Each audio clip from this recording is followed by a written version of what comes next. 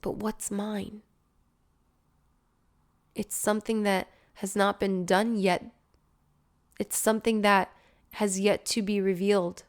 But the part that did reveal itself is the part where I get people to love themselves, each other, and connect to their truth and to allow it to become a reality, to unfold, to take steps, to take action on the thing that you talk yourself out of. The fear that you have, the judgment, the shame, the guilt, the resentment, the anger, to release all of that and to recognize that deep, deep down you have a yearning for something and you're not allowing it to unfold out of fear. But if you knew, if you had certainty that taking action on that thing would work out, it would work out. You just have to take the first step and explore it. Allow it to take space in the physical realm.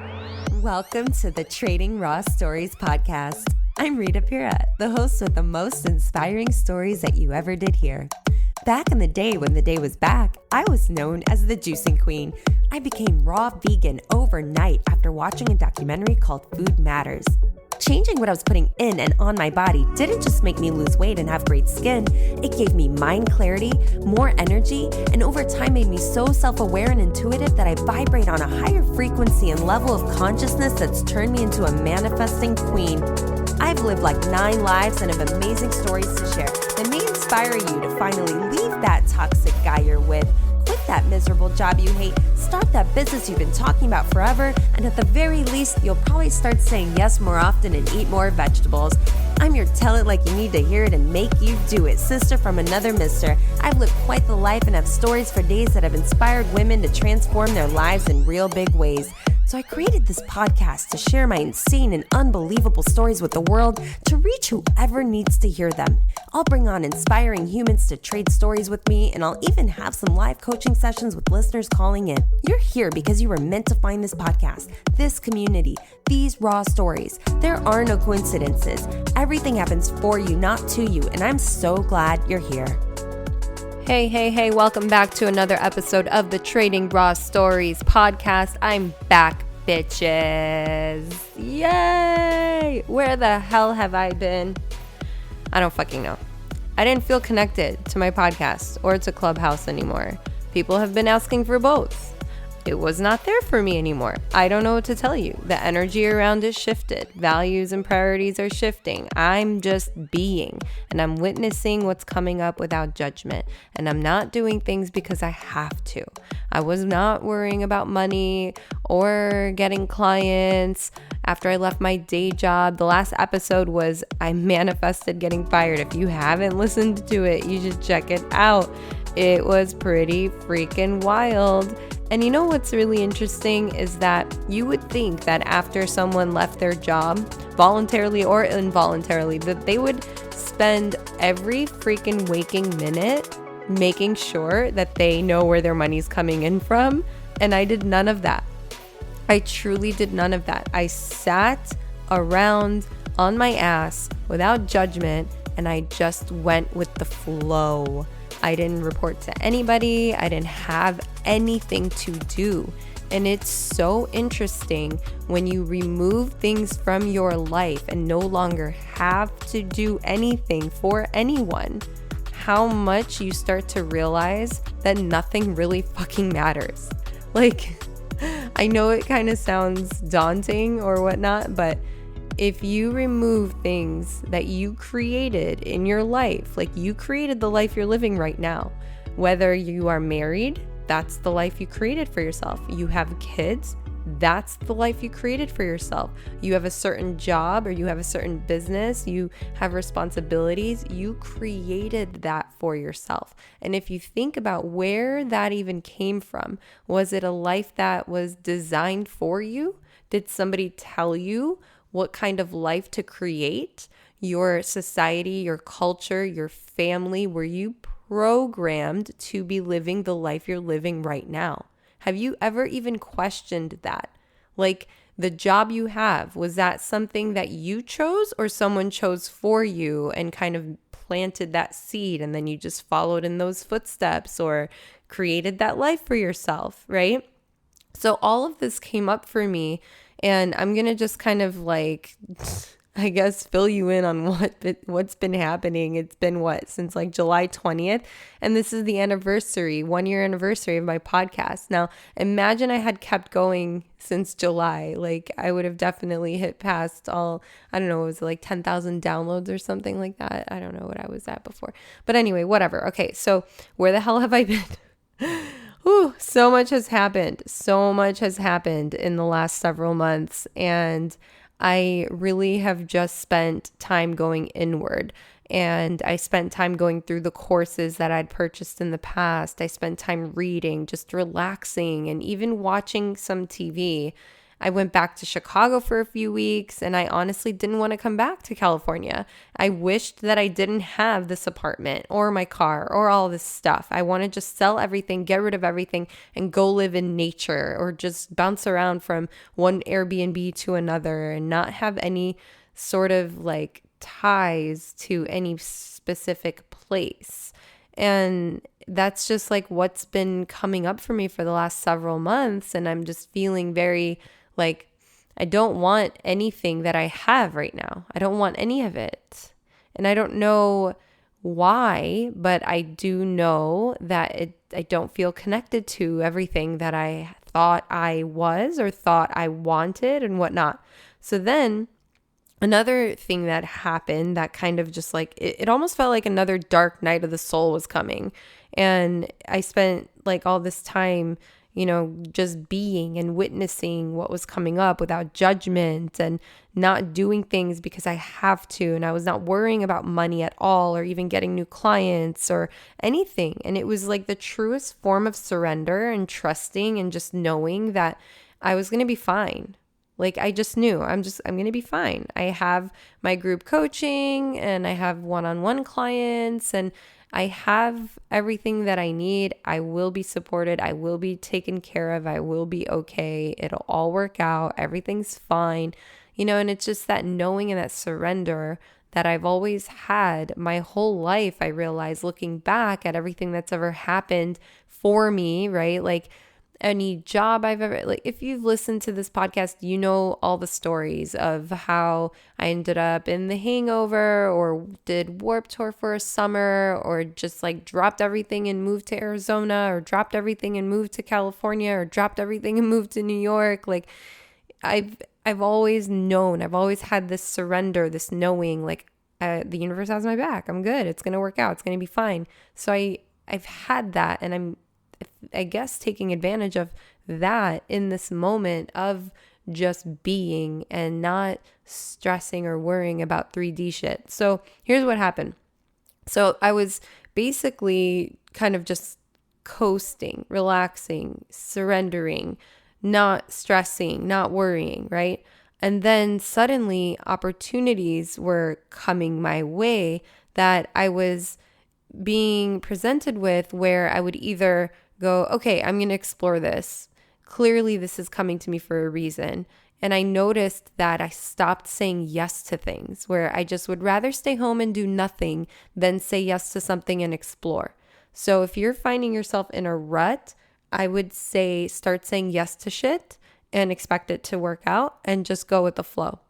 And that's pretty much what happened. So someone presented the TNC Traffic and Conversions Summit, this conference here in San Diego. Someone told me about it and I was like, oh, I should go. So I felt the nudge. I felt that I should go moment. And then I looked into it and I didn't pull the trigger. And then it came up again. Someone else was like, oh, hey, are you going to the thing? And I'm like, no, I don't know. Maybe, I don't know. And I looked at it again and didn't pull the trigger. And then someone else brought it up and someone else brought it up. And then I saw like ads for it and people were at the event. And then I felt this pull and I was like, oh, I'm supposed to be at this thing. Ugh, I can tell, I can feel it. I can see it. I just know. And so then for some reason, this is so wild. For some reason, I woke up this one morning, and I didn't even realize it was like the day of the event, that I guess it had just started that day. Or maybe it wasn't that day. I don't even know at this point. But I I got up and got dressed this day, and got dressed to a point where like, it was like I was going somewhere to an event or something. I was wearing a blazer, nice pants, and I was just taking my dog out. I don't dress up. I even had heels on. I don't dress up to take him out. Like, no, not even close. And so why did I get up that day and get dressed up? It's like almost like I knew I was going to go to this thing. It's so bizarre. So I get dressed up, and then I go downstairs and I go to walk my dog. And the second I walk to the front of the building, I look to my right and I see this white Range Rover. It's my neighbor, Alex. He's a coach that coaches coaches and whatever. And so I went over just to say hi, and I was like, oh, what are you up to? And he goes, oh, I'm going to the TNC conference. And I was like, no way. He said, yeah, I'm supposed to go, or I want to go, or I'm being kind of like guided to go. And he's like, come with me. I'm like, okay, let's do it. So then I walked Frankie real quick and took him back upstairs, and then came down and hopped in his truck, and we went to the event. And I connected with so many people that, like, I don't know, man, just connecting and building relationships and, you know, just allowing things to unfold. Okay, so that's what happened. So then the following week, or I don't even know how many days apart, this other event came up called Secret Knock. I never heard of it before, and I saw someone that was at TNC with me that was there, and I was like, oh, you're at this thing. Okay, cool. I want to go. And then it just happened, and it all unfolded. And then I connected with people that like seriously want to help me to not only get on stages, but on their stages and make shit happen, like real shit happen, because they see the magic in me. And then COVID got me. Like, woo, COVID got me. And I was saying earlier how like the dark night of the soul was kind of like creeping in and whatever. And so I basically really went through it during this COVID experience, that I basically fell off the face of the earth for 2-ish weeks. If you look at my Instagram, you'll see I was at the Secret Knock event, and then boom, I got hit with this shit, and I just like disappeared. And my most recent post, if you go look at it, it's like a completely different energy. It's a completely different vibe. This shit knocked me on my ass so much that it made me question everything. It made me question everything I thought I wanted. Was it mine? Or did I see someone else have it and it made me want it? I stopped caring about everything, and nothing mattered anymore. The idea of selling everything and getting rid of everything and just going and living in nature, and partially because of everything that's happening in the freaking world with like the vaccine and mandates and all this bullshit. It's like, man, don't get me into that right now. But basically someone asked me like, hey, what are you doing? What's going on? Are you okay?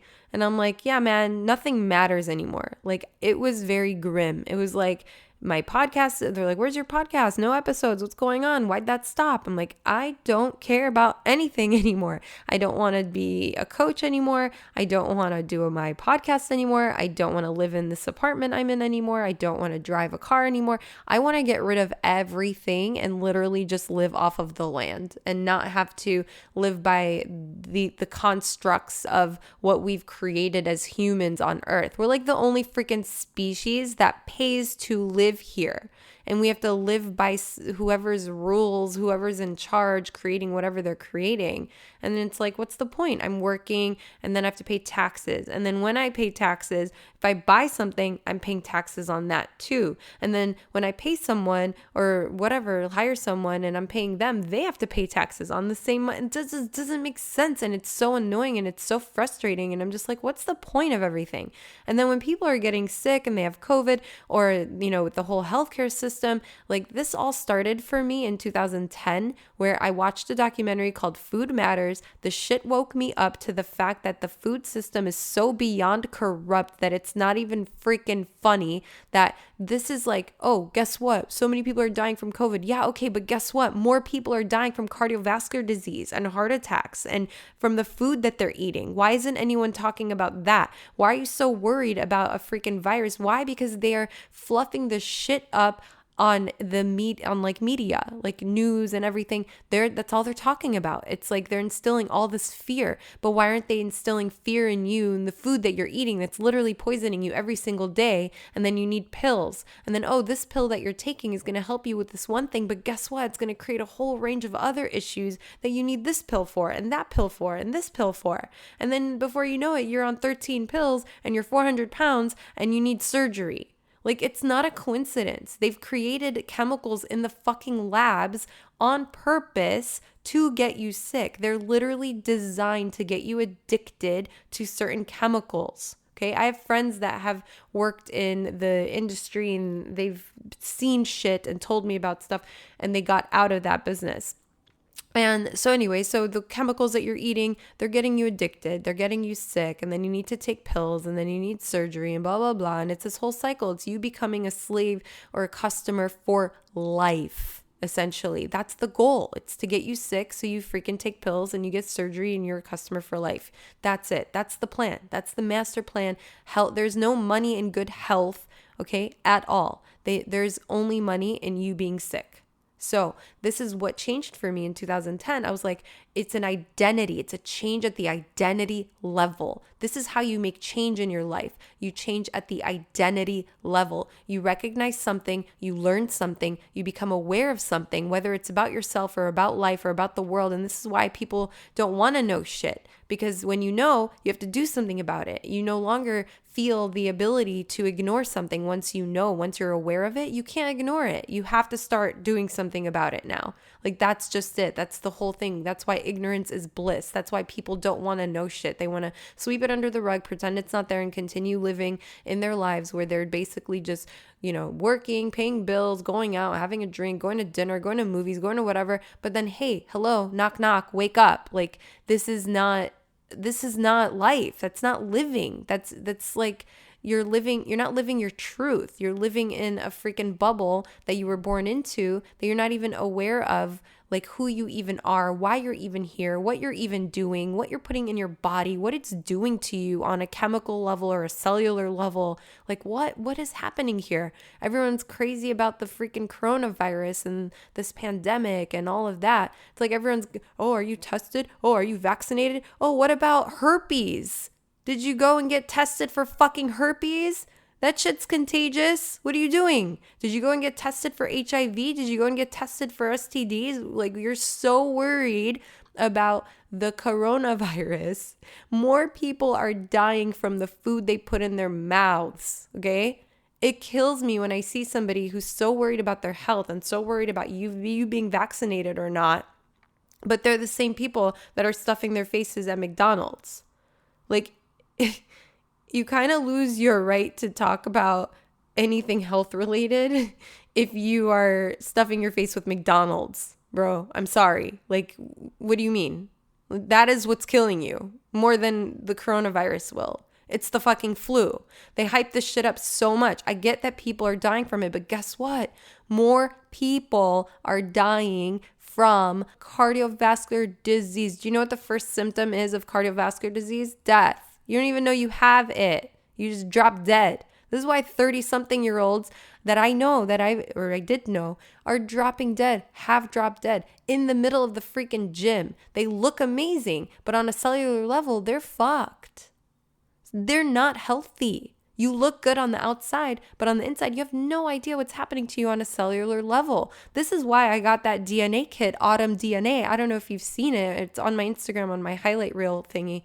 There's, it's basically like you spit in this thing and then they send you customized vitamins and based on your lifestyle and based on whatever. And it like gives you exactly what you need, what your unique body needs, right? So instead of me trying to guess what I need or based on the FDA's pyramid, whatever bullshit of like, oh, you need this much, protein and you need this much vitamin D and you need this much blah, blah, blah. According to what?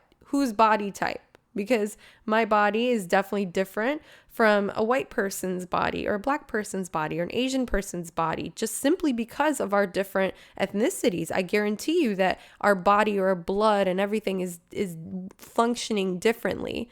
Like I'm Middle Eastern, right? I'm Mediterranean. So maybe I thrive on a certain diet versus someone who was born in, in their culture and whatever they're born in China. Different food, different everything, different way you absorb things, different nutrients that your body may need. I don't know.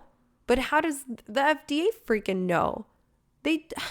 So that's why I did the thing. So now I'm going to get my own customized vitamins and I don't have to worry or think about, oh, I need this much or I need that much. And I honestly wanted to create something where it was like a Fitbit, like it could read your levels at all times and it could just tell you what you need and what you don't need and whatever. So it's like, oh, you're dehydrated, you need this much water, or oh, you are deficient in vitamin E, you need this much vitamin E, like for your unique body. But until someone can create the technology for that, and honestly, I don't see why they would create that, because then you would never get sick. Because you would have everything that your body needs at every single moment, in the moment. Like you would not be sick.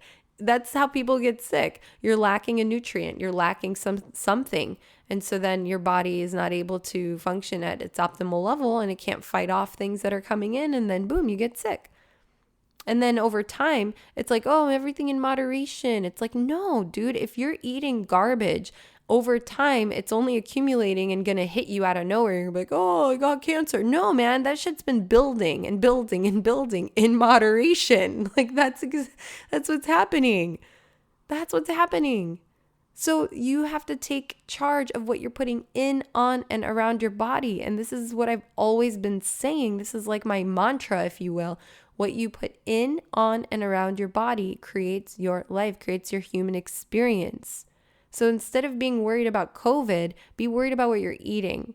And they're not even putting that in the news, in the media and whatever, like the vitamins that you should be taking or eating, more vegetables or whatever. They're not even saying that. I haven't seen it. Show me if you've seen it, if they're talking about that, or they're trying to influence you to eat healthier instead of go and, get like vaccinated. Like that's the solution.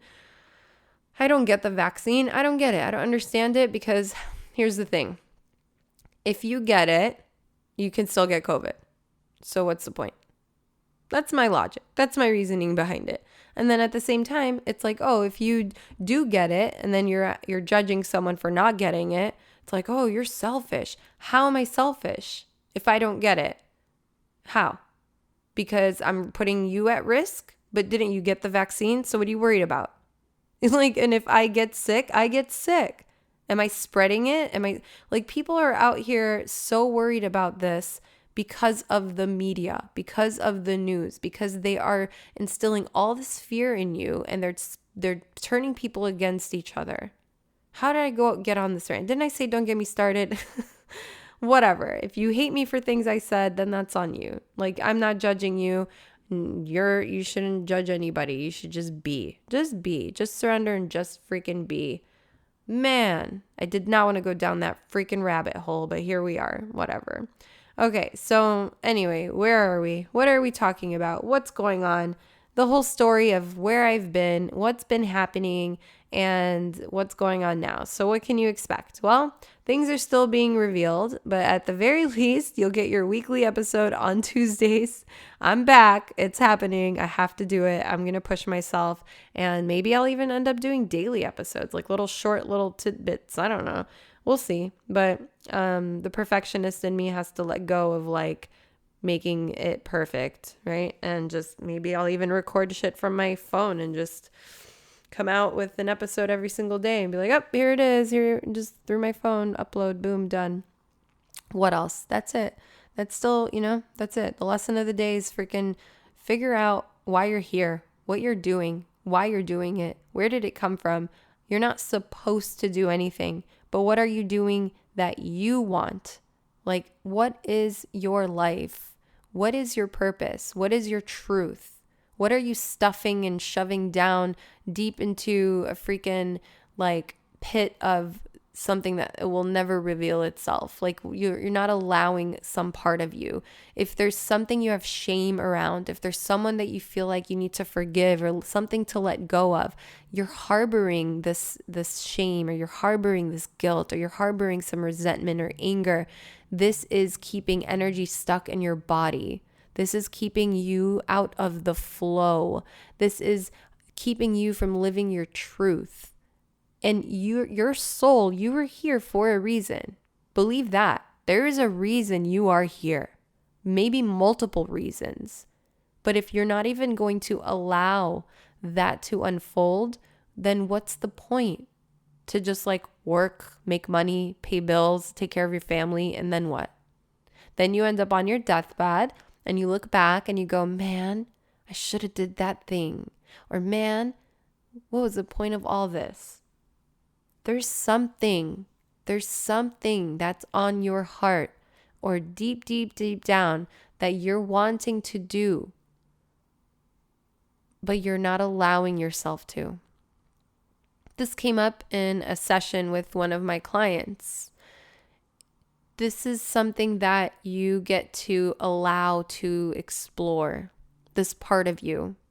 Whatever it is, there's a part of you inside that you're not allowing to come out. You're not allowing to explore. And that's on you to bring it out into this world. The universe, God, whatever it is for you, will absolutely support this thing. It'll show you all the right things, all the right people. Everything that's meant to happen, will unfold, and your life path will shift. New things, new experiences, new opportunities, a new version of you emerges. A new iteration of you emerges simply because you allowed something to unfold that you had been stuffing or hiding or full of shame about. Like, for example, if you have always been curious about dating the opposite sex, for example, and you never allowed it because it's wrong, because there's shame around it. You were taught in church that it was wrong. Your family taught you that it was wrong. So you're carrying that with you your whole life. You didn't even allow yourself the opportunity to explore any curiosity because you had that built-in shame, that built-in fear, that built-in, judgment from whoever. It was not a possibility for you. Therefore, you did not do anything about it other than stuff it down and shove it somewhere deep, deep, deep, deep, deep, deep, deep. And then what? It's still a part of you that's wanting to emerge. And you get to explore that. You get to give yourself permission to explore that, or whatever it is for you that you've buried really deep, that you've been wanting to try or to do or to talk about or to something, whatever it is. That's you embodying your truth.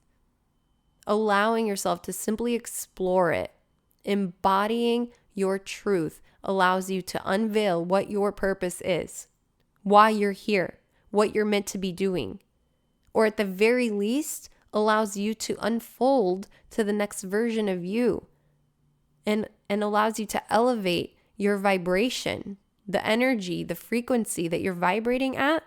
When you remove the shame that you're harboring and you own it, not only do you become so much more powerful, but you vibrate at a frequency that is much higher than where you were. Therefore, you start attracting things at that new frequency. Your cells even change and shift. You start vibrating different. The chemical reactions in your body are changing. Like you even begin to look different. You act different. You show up different. People feel you different.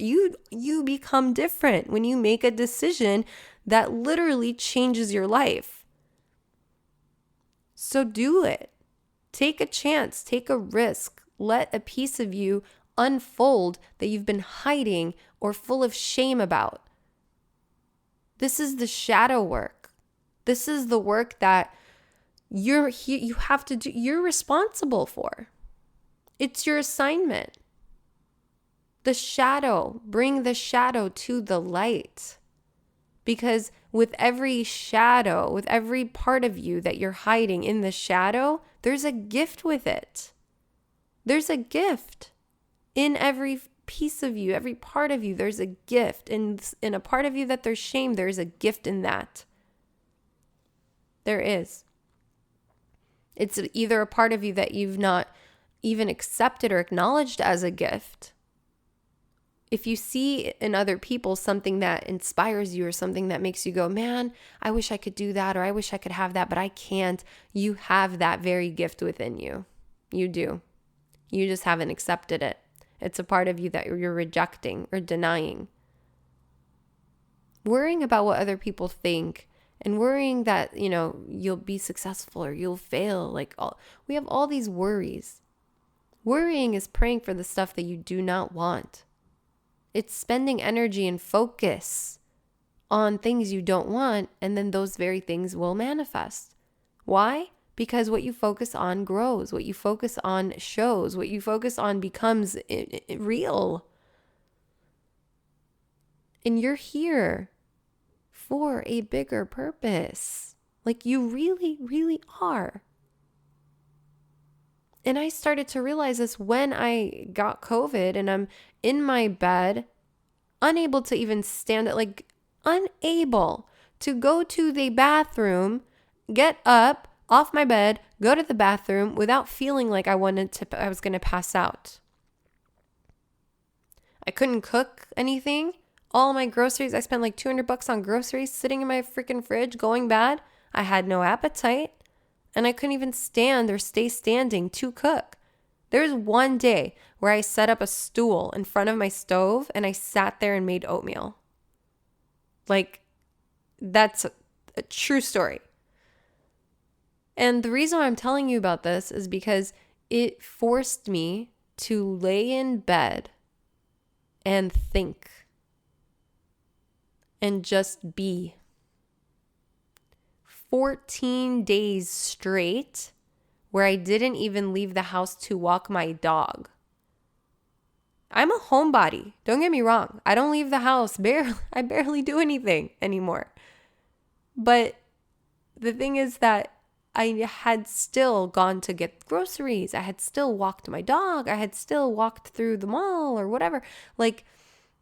I never left 14 days. Straight. Never left. Not once. And once I was cleared, I still didn't want to leave because I developed a fear of ooh, I don't want to go outside. It's dangerous. I don't want to risk or get other people sick, even though I was negative, COVID, whatever, negative at that point. I still was oh, I'm going to wear a mask now. I don't want to get someone sick. Blah, blah, blah. And someone asked me, are you going to get the vaccine now? It's no, why the fuck would I do that? How does that make any sense? Why would you even ask me that? The reason why I'm anti-mandate. I don't like the fact that they're pushing this shit so hard. There's something behind it. It's not to freaking get everyone vaccinated so that we can all go back to normal. Fuck that shit. I don't buy that for 1 second. There's something else behind this, man. When have they ever pushed something this hard? Come on. And if you've already gotten it and you regret getting it, I feel you. I personally don't want to risk taking it because I've seen so many people get full body tremors or things have happened to them that they can't explain. And I'm not risking that. Call me selfish all you want. I'm not risking that. And here's the thing. How did I get back to this again? God damn it. So here's the thing with COVID and the vaccine. Okay? Here's the thing. If I, in 2010, watched this documentary and realized that the food system is buddy-buddy with the pharmaceutical industry and the healthcare system is what it is because they all make money off of you being sick. Why would I trust anyone from the pharmaceutical industry who says, oh, hey, here's a vaccine for this pandemic coronavirus thing? No. Why would I take anything from you? Why would I? How does that make sense? The very people that are over here poisoning me through food and want me to take pills and blah, blah, blah. Every freaking TV commercial is a pill for something. And they appeal to your emotions so hard in it. Oh my God. It's ridiculous. But how would you, if you have been vegan and juicing and super healthy for 11 years? I don't even remember the last time I got sick before this. Like, honestly, I do not remember the last time I got sick. So it's like, why would I? If I ever get a headache, I don't even take Advil or aspirin or whatever the hell. Why would I suddenly not trust my immune system, suddenly not trust my own body to do what I've raised it, essentially? I mean, like, it naturally, your immune system naturally would fight, especially the way I've been taking care of myself and with what I eat, what I drink, and all of that for the last 11 years. And while I was sick, my friend was like, how are you not taking, stuff from like Western medicine or whatever? Like, I was taking vitamins. I was drinking juice. I was drinking water. I have a Kangen water machine, which is alkaline water. I was doing all the things like zinc and whatever. And I was fine. My head and my eyes were killing me, like straight killing me so badly. I wanted to take Tylenol or something so badly just for my headache, but I didn't. I let myself feel that headache. I let myself just experience what I was experiencing. And now I feel like I have a headache all the time. But it's not because of something that's wrong. There's been some sort of awakening. There's been some sort of spiritual up-leveling that happened as a result of me experiencing COVID. My eyesight has improved drastically. I see energy particles bouncing around. Like, I'm looking straight across from where I'm sitting and I'm seeing a bunch of silver little dots bouncing around, jumping around like teeny, tiny all over the place. And I know that sounds crazy, but it's true. It's like when you move super fast and then you see stars, the saying like, oh, I see stars. Oh, it's like you move too fast and you see these little stars. That times like 1,000. Teeny, tiny. It's so bizarre. But I see it. And it's almost like I see the physical things that are in front of me. If I look closely at them, I actually see the energy that makes them up. I know that sounds crazy, but it's true. And wow, this is wild. I'm staring at the shade that you pull down for these like massive floor to ceiling windows. The shade, the string. It's not string, but it's a beaded thing that you pull down to pull the shade down. I don't know if it's actually moving, but I'm seeing it moving. It's like side to side. And there's like no air circulating in my apartment to be making it moving right now, which is kind of creepy. Okay, moving on. All right. Okay, so this has been a very interesting kind of all over the place rant podcast episode. I just wanted to tell you, hey, I'm back. I'm alive. I'm doing okay. I'm kind of sitting with what's next and what I'm meant to be doing and allowing things to unfold and reveal themselves to me. I feel like going through COVID was a blessing, and I'm grateful that it happened. And I think that it was the perfect timing because I felt that dark night of the soul kind of creeping in, and it forced me to really be alone and really be quiet and not have anyone in my life, like, at all. I just got to peel back more layers of who I thought I was or what I thought I was supposed to be doing. And again, you're not supposed to do anything. And I would love to invite you to explore and look at your life and ask, is this mine? Or did I pick it up from somewhere? And in every area, ask that question. So, for example, are you married and have kids? And did you do that because you felt like you were supposed to? Did you actually want to do that? Could you see a life where you're not married? Do you ever think about that and just shove it away because it's wrong? But then whose belief is it that it's wrong? Where did you get that from? Was it from your mom? From church? Is there a life? Is there a possibility where you are living a completely different life than you are right now? Are you not doing that because you're worried about what people will think?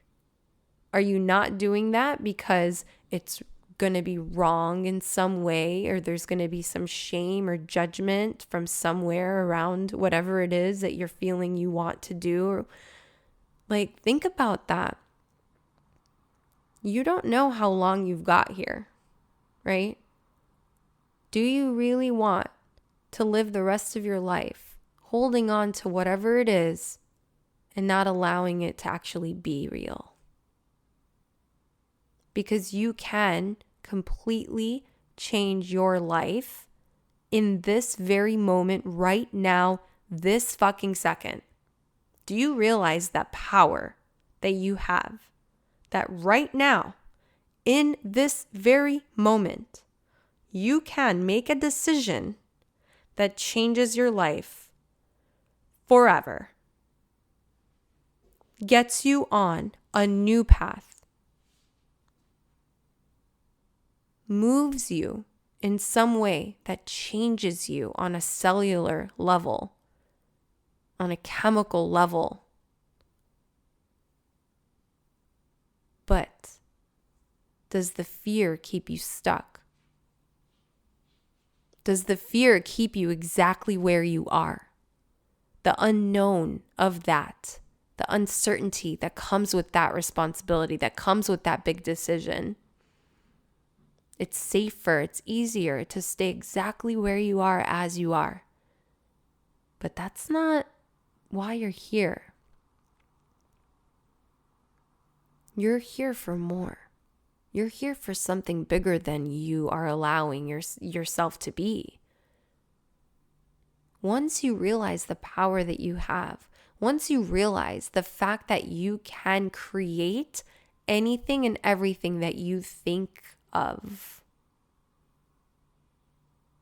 but it's easier to not do any of it. It's easier to stay exactly where you are. If you're married and have kids, that's my life. Okay, I'm married and I have kids. This is my life. And then what? And then what? You are here for something. I don't know what it is, but I could help you figure it out. That's what I do. That's my magic. That's my gift. I figured that out. And honestly, during this experience with COVID and shedding and purging and just like these pieces of me and who I thought I was, and I allowed myself to just be. I allowed all of that to fall away. I didn't worry about anything or anyone. I didn't worry about anything. I didn't think about anything. I didn't care about anything. I was just being without judgment. I could have written 10 books in the 2 weeks of just sitting and doing nothing. I could have done so much with my time. I could have created all the things that I had been worried about, thinking about, my course, my book, my whatever. I could have done all of it. I could have done so much. But I listened to what I needed, and what I needed was to just be and to let things unfold and reveal themselves. And I just had a coaching session with my group, the first session since I got sick, and they noticed a big difference in me. And it's now still revealing itself. But what I have come to know is that my gift to this world is to help people embody their truth, live their truth, unveil what that is so that they can live their soul's purpose. That's why I'm here. That's why I've been going on about all this shit. And that's why it always comes back to the very little thing that is the biggest thing. And it's, are you living your life for you? Are you living the life that your soul wants to live? Or are you stuck in some construct that was created for you or by society? Like, we were born into this prison system, like this life, this enslavement, if you will, of like, go to college, get yourself in debt, get a job that barely allows you to survive, and pay bills, get married, have kids. This is all man-made concepts, constructs. Like, you don't have to do any of those things if you think about it. And this is why I'm like, I want to get rid of everything. I want to sell everything. I want to get out of this rat race, if you will. I want to get out of this whole, like, you know, materialistic 3D shit. Like, I don't want any of it. I would rather go to Costa Rica and live in the freaking jungle right now. Like that. I want to be in with the earth. I want to be with animals, with plants, with the sun, with the soil, just being in nature and connecting to the energy around me versus being so distracted by fake shit. The technology, God, there's so much technology in my house. This microphone, my cell phone, this laptop, the TV in my bedroom, the TV in my living room, the PlayStation, the freaking Super Nintendo, the Sega. Like, I have all this shit. And the Wi-Fi that's running 24/7, the radiation that's coming off from that, my next door neighbors and their technology, the building I live in, the light bulbs that are on, the electricity, like all of this. We created all of this and it's only getting worse. I want to disconnect. And me going away for vacation once a year on my birthday, like I take a week off and I disconnect completely. No technology. I take a stack of books and I go to the beach. I usually would go to Turks and Caicos or something like that. But now with like traveling, God knows if I'll be able to go anywhere because I'm not getting this fucking vaccine, man.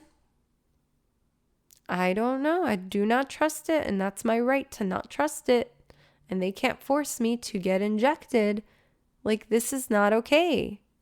It's not okay. They're forcing kids at school to get, like, that's another thing. Oh man, I was about to end this shit and here we go. This is a topic that I am too fucking passionate about. And it's so interesting because I had the story that I wanted to tell you guys because a friend of mine was like, oh my gosh, you should totally tell that story. Like, that should be a thing that people know that you've done in your life.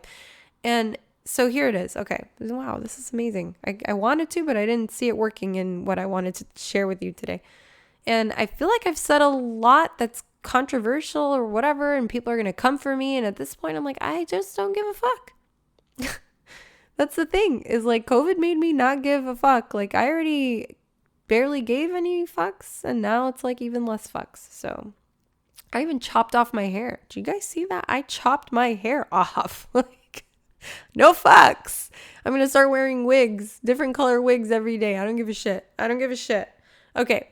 So what was I talking about? Oh, yes. Kids in schools, and they're being forced to get vaccinated, right? Like, and I just heard somewhere today that it's actually not even a mandate. It's not a real mandate. Like, employers are mandating it, and it's not even a real mandate. Like, there's nothing signed into law, or there's no paperwork that was processed about it being a mandate. Like, people are just doing this in different cities and states and whatever, and schools and employers and whatnot, and cities. But I said cities already. But like, it's not even law. Like, you don't actually have to enforce it, from what I heard today. I don't know. I don't watch the news, but someone sent it to me. So, okay.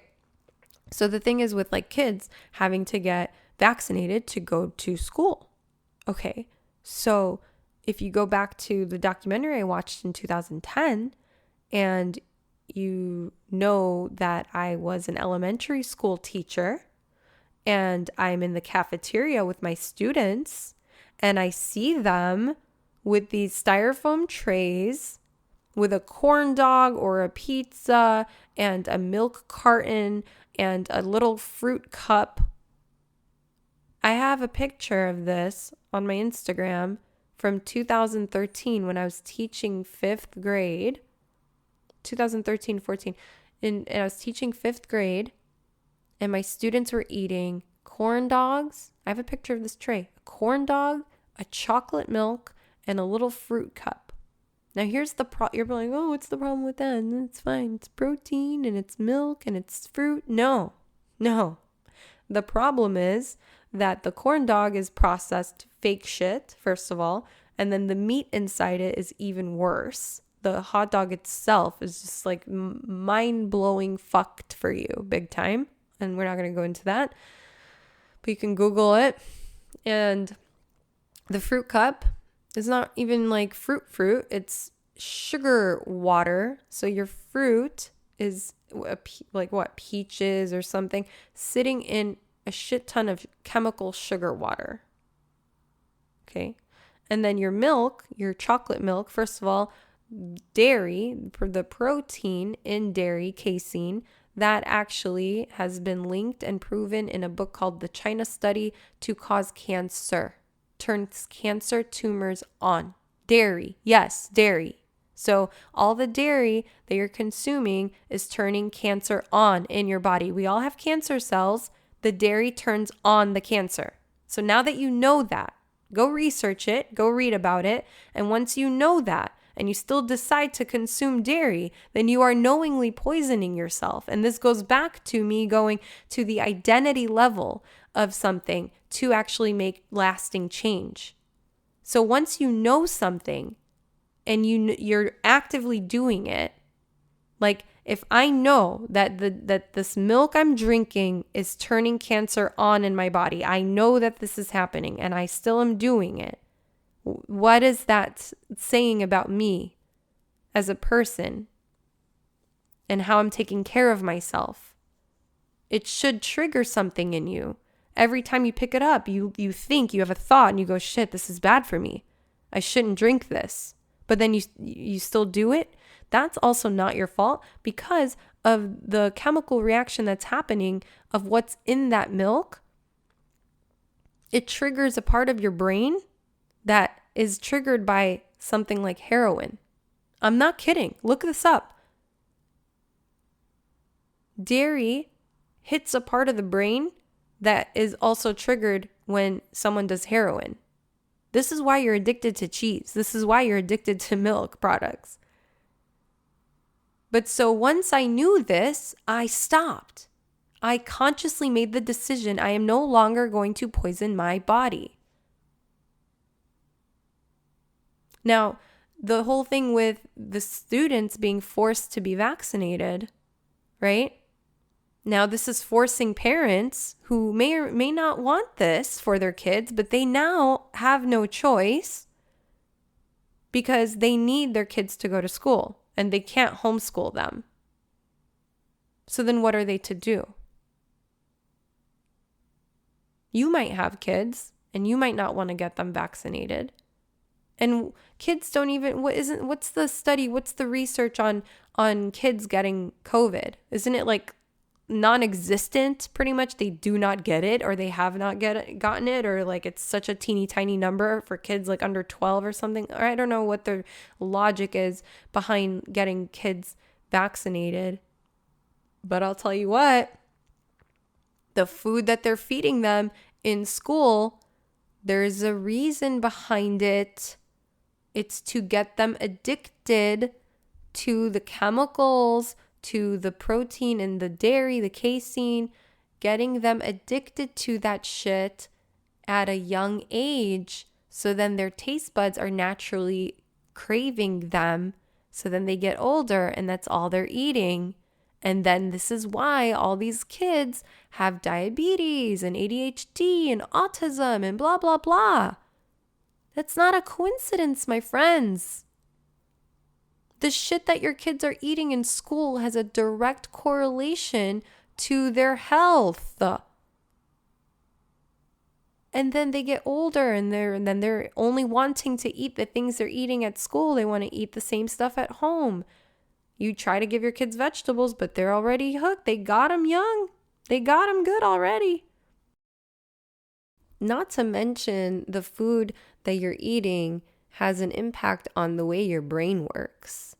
Like, I can't even tell you, in 2010, I became raw vegan overnight. Okay, I made the decision. I am no longer eating processed food. I'm no longer eating meat or dairy. And I even stopped eating cooked food because your body goes through a process called digestive leukocytosis. When you eat a plate full of cooked food, your body thinks it's being attacked by that food versus being nourished by it. So it fights it off. Okay, so I was raw vegan for a whole year, 2010, and been vegan pretty much ever since. There's parts in my life where I lived in New York where I was allowing myself to have like eggs and I was exploring cheese, or I ate fish for a little while, but I felt like shit and I went right back to being vegan. Because once you start being vegan or plant-based, and please hear me when I say this, you can be vegan and unhealthy because fake food is fake food. So if you're over there going in the McDonald's drive-thru trying to find something vegan, or if you're going in Burger King and you're getting a freaking Impossible Whopper, you're not healthy. It doesn't make you healthier, okay? Vegan is not necessarily healthy. You can be vegan and unhealthy. My point is you want to eat real food that's intended for humans, found in nature. Fruits, vegetables, nuts, and seeds. The more you eat of that, the healthier you and your family will be, okay? And definitely look for organic, non-GMO things, because anything made in a freaking lab or lacking nutrients in the soil because it's not organic, that's not helping you.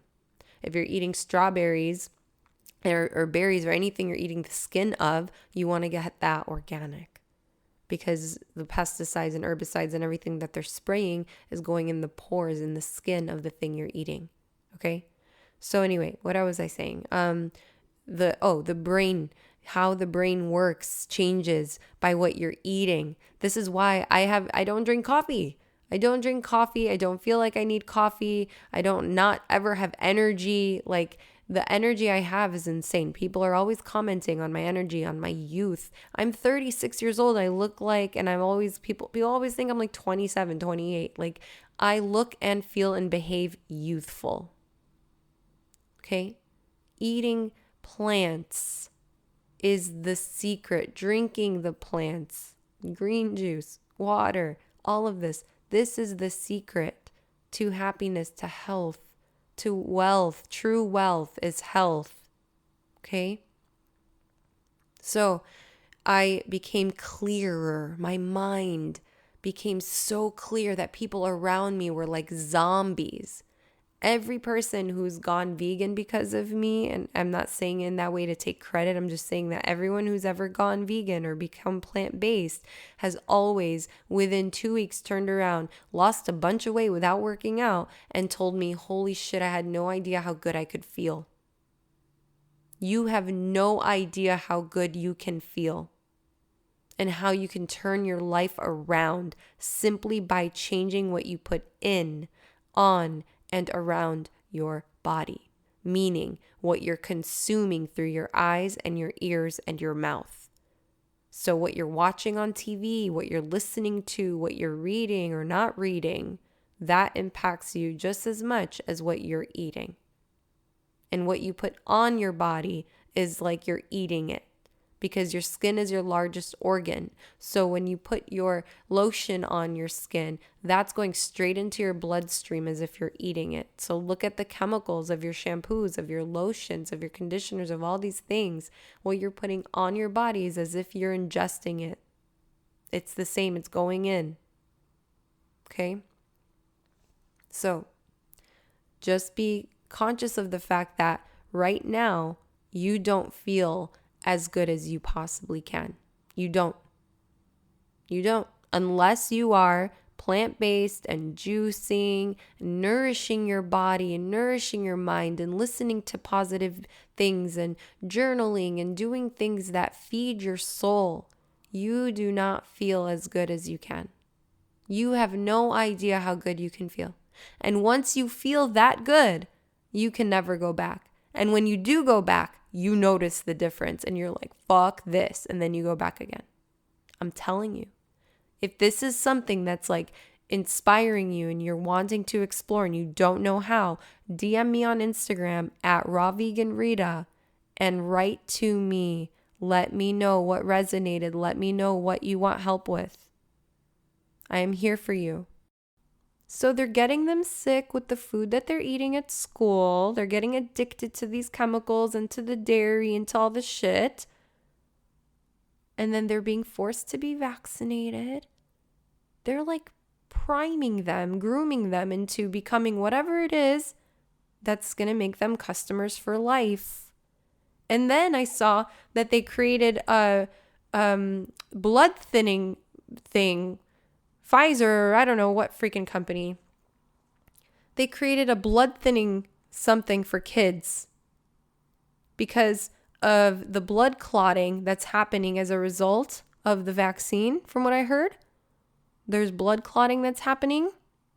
And so now before they even mandated it or whatever, making kids get vaccinated before they go to school, before they even did that, they already created this blood thinning thing for kids. Come on, man. Like, connect the freaking dots. So the story of me being a teacher and these students of mine and what I was teaching them in school, I was a Silver Apple Award winner in Arizona in 2014. So my students wrote letters about me to the local news, telling them about what I was teaching them. And I was one of 8 teachers that won this award. And it was my first year teaching. So what I was doing with them was I was teaching them about real life. I was teaching them about what they were eating. When it was snack time and they brought these like whatever snacks or breakfast, I had them flip it over and read the nutrition label. I had them go straight to the ingredient list and Google these things. There was something in one of the muffins or something that they were eating, and they Googled it and they came to me and they said, "Miss Pura, why is this in our food?" I said, "That's a great question." There was an ingredient that was basically sand. Like, why is that in our food? I don't know. Propylene glycol in this blueberry muffin that they were eating. I had them look up propylene glycol, which was an ingredient in so many things. It's an ingredient in what you eat. It's an ingredient in your makeup. It's an ingredient in your shampoo and conditioner and lotion and everything. It's also used to run an RV. Why would that be in your food? Why? This is the thing. And it's like, if these companies are, you don't understand. The food companies are buddy with the pharmaceutical companies. So they get you sick, you need a pill. That's the whole thing. And they start you young. They start you in school as a kid. And so going back to teaching kids about what they're putting in their bodies, like, why is this not taught in school? Why are they not taught? Because they don't want them to know. And then why aren't they taught about taxes, finances, working, making money, paying bills, becoming an entrepreneur, buying property, your credit score? Why aren't they taught about things that matter? So that's what I was teaching. I gave all my students checkbook registers from Bank of America, and I created like money in my classroom. I made my own money, and I drew my face in the middle, and I made all these copies, and I cut them all out, and then I had this actual classroom Miss Pira bucks, they were called. You know what? And a bunch of my students follow me on Instagram now, and I should bring them on the podcast. That would be fun.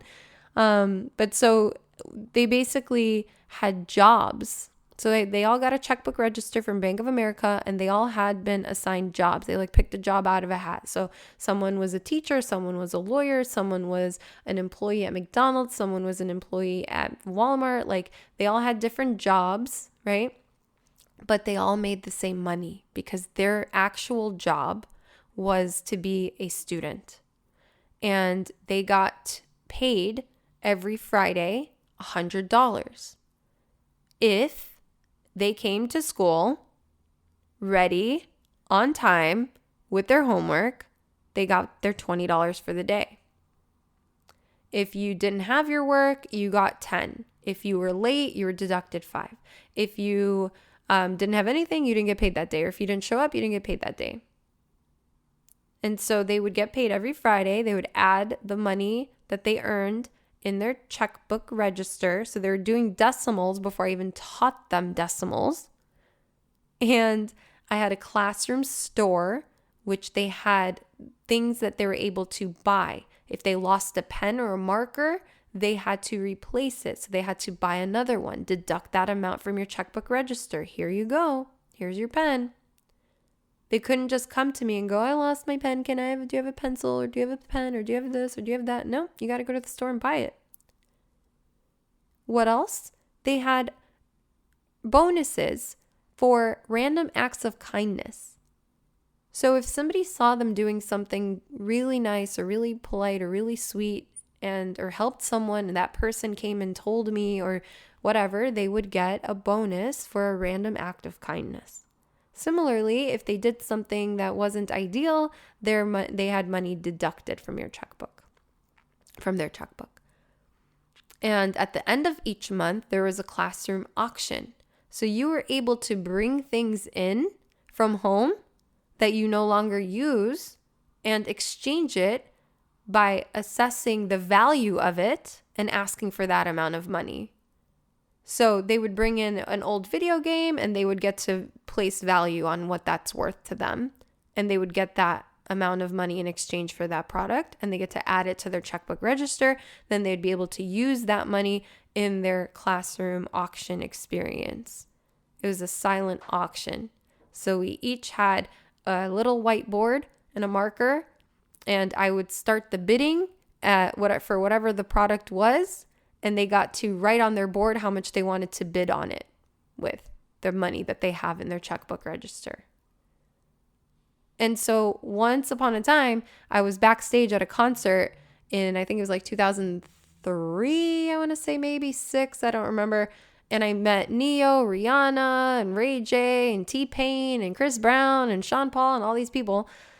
And who was it? Neo, I had his hat. Long story short, I got Neo's hat. He took my sunglasses. Is this whole thing. And so I put the hat up for auction in the classroom auction one month. And so you definitely wanted to make sure you had money. They wanted this hat. So started the bidding, and they ended up, so I forgot who got it. I forgot who got the hat, but I made the class feel like a family. We were a community. We were a family. We had classroom norms. We were good to each other. They loved each other. They cared about each other.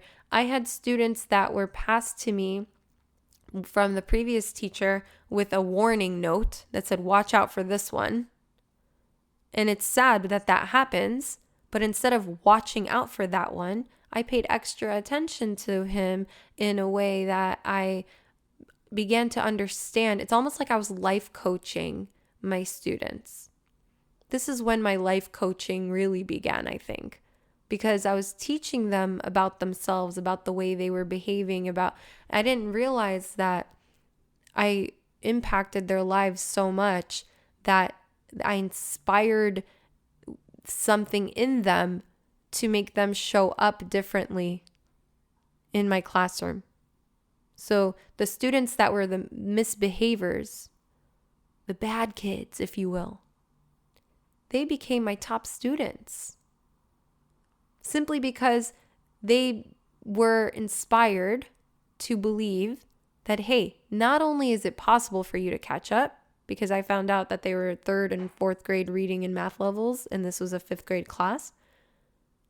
Not only is it possible for you to catch up, but you could be the top student. You could. And so then they actually tried. They actually cared. And they didn't make fun of each other. They didn't bully each other. They loved each other. There was no division between you're stupid and you're smart and you're this or you're that. No, they all loved each other. And everybody cried at the end of the year because they didn't want me to move to New York. And my principal wanted to roll me over from 5th grade to 6th grade and keep the same class because of how phenomenal they were doing. Nonstop compliments from teachers, minds blown at seeing at how my classroom management was and how much the students were really, really just amazing. It was just amazing. And I even had my teacher, my professor at ASU, come over to my classroom with 2 sets of student teachers back to back, 2 different days. Like, I don't remember how many, 30 students she had, maybe. I don't know. They just came into my class and they hung out in the back or around, they bordered the back walls. And they watched me teach. And they emailed me a whole list of questions. How did you do this? How did you do that? Blah, blah, blah. And veteran teachers came to watch me teach. And this was my first year teaching. But I've always known since I was 12 years old that I wanted to be a teacher. And so now instead of teaching kids math and science and reading and whatever, I'm essentially teaching people about life, about their own selves, why they're here, and actually living. Breaking free from who you think you're supposed to be, the way you were programmed by society, by your family, by your culture, by whatever, and actually living your life for you. Loving yourself enough to allow your soul to do what it came here to do.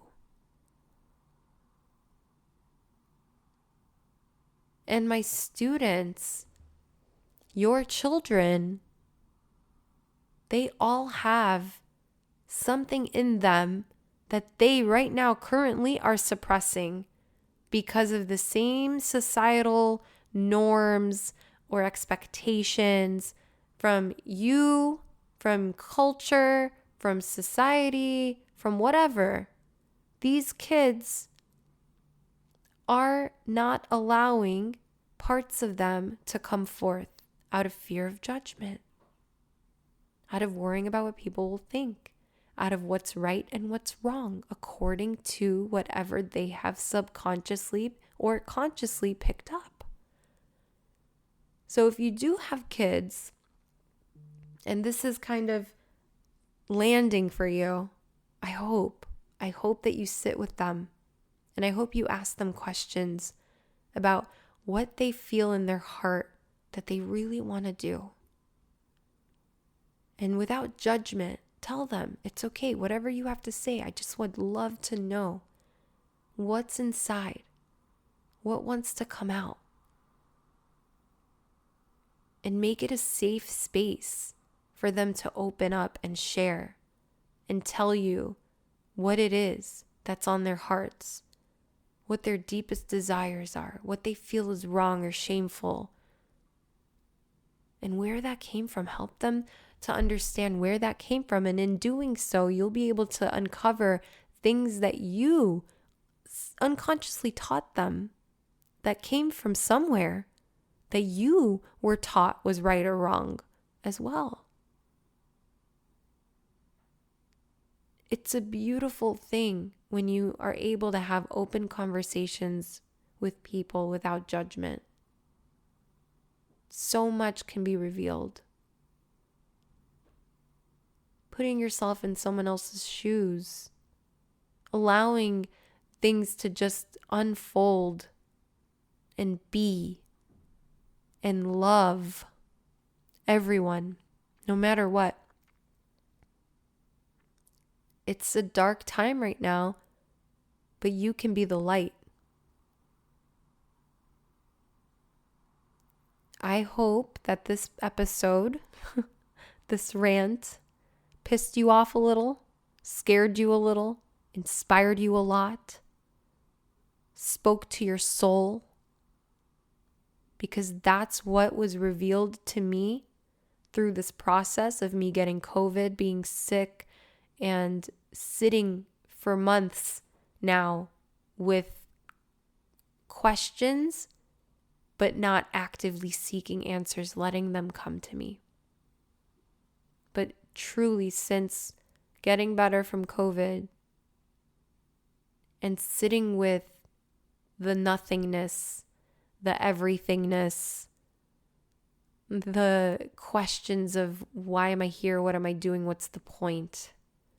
What am I meant to be doing? How am I meant to be serving? Who am I meant to be serving? Sitting with that and realizing that all the dreams and things that I've wanted to do, be on stages and write my book and create a digital course, I'm like, those are not mine. I picked those up from people that are in this industry that I'm in. But what's mine? It's something that has not been done yet.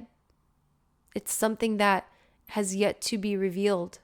But the part that did reveal itself is the part where I get people to love themselves, each other, and connect to their truth, and to allow it to become a reality, to unfold, to take steps, to take action on the thing that you talk yourself out of. The fear that you have, the judgment, the shame, the guilt, the resentment, the anger, to release all of that and to recognize that deep, deep down you have a yearning for something and you're not allowing it to unfold out of fear. But if you knew, if you had certainty that taking action on that thing would work out, it would work out. You just have to take the first step and explore it. Allow it to take space in the physical realm and let things unfold as they do, as they're meant to, as they will. It is what's going to be, and it'll be exactly what it's meant to be. That's how you surrender. That's how you have certainty. That's how you have the trust and the knowing that I shared about earlier, that I've had all these years, that I was able to jump and take risks and just go blindly into whatever it is, and just trusting and believing and surrendering and knowing it'll work out. It'll be fine. So Take the risk. Say yes. Allow the thing that's inside you to unfold. Allow it to see the light of day before you end up on your deathbed full of regret, looking back going, damn it, I should have done it. I should have tried. I should have just at least tried, because now I can't. Now it's really too late. You don't want that to be you. And you don't know how much time you have. So please, nourish the hell out of your body, your mind, and your soul while you're here. I love you so much.